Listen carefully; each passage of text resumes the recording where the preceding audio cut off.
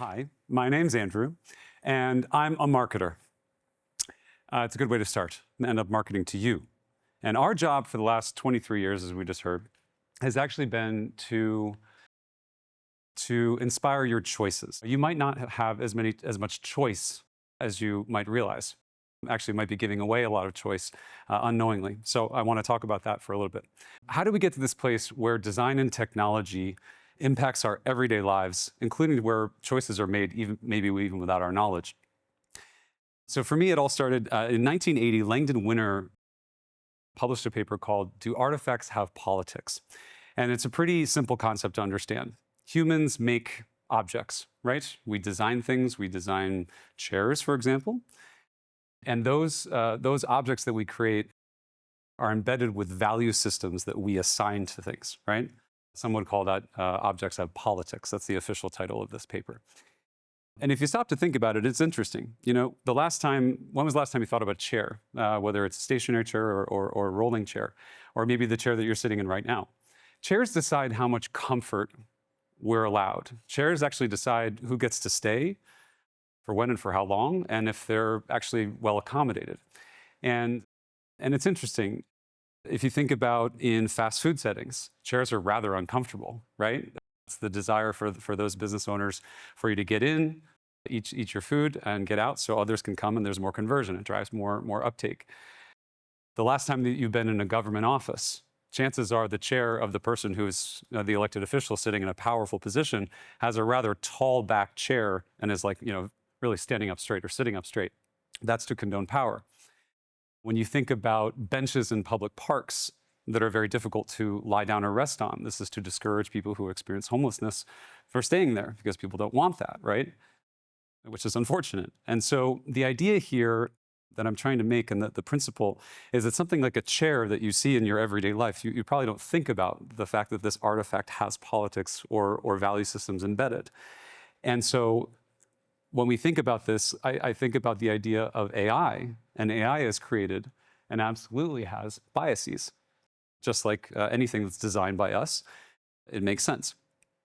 And so, at the end of the day, AI right now is helping understand who gets to see a bank loan or who qualifies for a bank loan ahead of time, and so much more. And I want to give a real story of this example, actually, because I've seen it here. So here you have in London, I was walking on Oxford Circus. I went into a store. It was raining. Of course, it's London. It's always raining. And I had a baseball cap on. And I entered the store. It was a concept store, pretty cool, very kind of all slick, very chic. And I entered, and I didn't get more than 5 paces into the store when a security guard approached me. And I'm already a little bit on the defensive. It's a bit weird. And he approached and wasn't rather polite, actually. It was kind of rude and said, "Please take off your hat." Not even sure he said please. "Take off your hat." And I looked at him and I said, "Why would I need to take off my hat? I've never been asked to do that in a retail setting." And he said, "Well, the computers can't read your face." I said, "Okay." And I'm a marketer. I'm a technologist as well. So I'm fascinated already. What is going on here? And so I slowly look up and I notice that all of the ceilings are laden with cameras.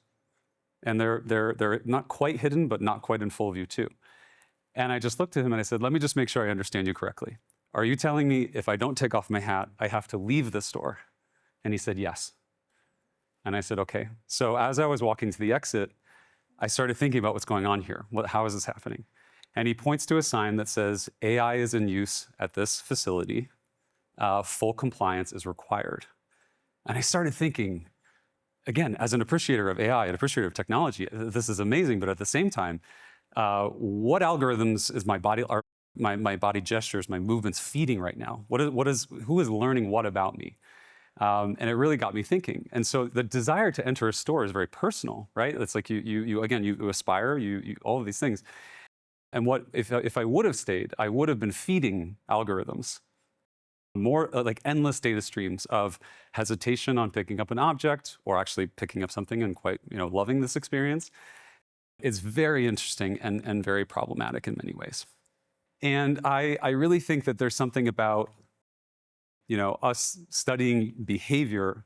The idea here, AI for us it's changing the perception. Again, when was the last time that you actually chose the show that you binge watched? last night or the night before? Just a raise of hands. How many for you did it autoplay on your favorite platform? Maybe you finished the show and the next one played and sounds good to me. I love a good rom-com on a Tuesday night, right? Maybe I do, yeah. So in any event, the idea here, it's for me, one of the most striking points where you think that you might have choice and you think it's the case. But actually, my argument here is that the AI and all of our systems already know you so well. They know what you're about to buy. They know what you're about to see. They know what's coming next. And for me, it's a very interesting paradox, and the idea that things are predetermined. The idea of power and individual choice and freedom really comes into play here. Because for centuries, if I go one more, marketers used to study user behavior or consumer behavior. And actually for decades I have. And the science behind brand building, the science behind actually understanding what people might do next and how to facilitate that. It's in many ways a form of manipulation. And now AI is creating this behavior without us even knowing it. Think about it.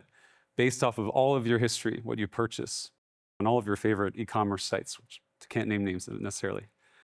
The algorithms are so crystal clear on what you will buy next with a certain confidence level. How many of you lost 20 or more minutes today watching videos or reels on your favorite social platform? How much information do you think you're giving away by doing that? Every hesitation, every scroll, every tap, everything is analyzed. And I don't want to sound like a downer here. Actually, there are many upsides here. There are many upsides. See if I go one more. Are we still friends? Can we still be friends if we know this now, right? If the answer is absolutely. AI is not going anywhere. And by the way, I don't want it to go anywhere. As a marketer, it's super helpful for me, incredibly helpful. AI gives us so much time back. And I think that the idea here, again, it is so crucial as we go forward that for the future of marketing, it's not about those things that are prescriptive. Because when we talk about, do you want to renew your cart or do you want to reorder something automagically or automatically? For me, this is where it gets proscriptive. When everything is the same and everything is transactional, it feels a bit inhuman, right? And we know that buying decisions, buying behavior is not purely transactional. Humans want to feel something when they buy. And so my message here, when I go, just one more, what empowers us, AI empowers us, also takes away power from us. But I think that in the future, more and more marketing will be so crucial, especially for marketers, for people to feel something.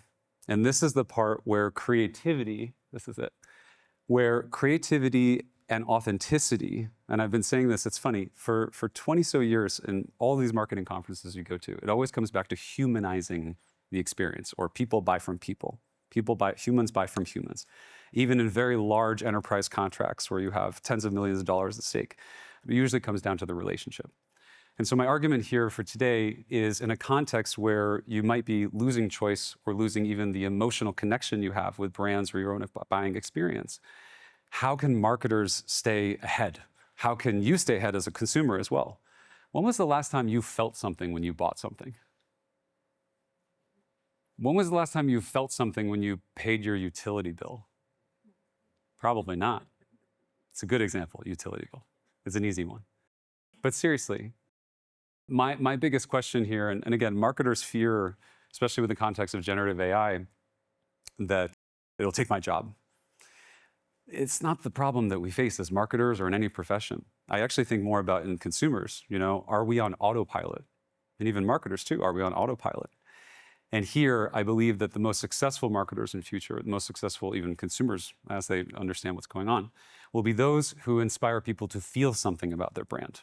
Because as we continue to evolve with this AI continuum, more and more we will commodify AI, and everything will be available to everybody.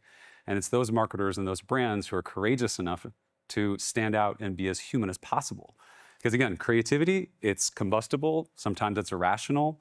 Sometimes things just literally just, But the best kind of marketing is not only what transacts and what converts, but it's what makes people feel something about you.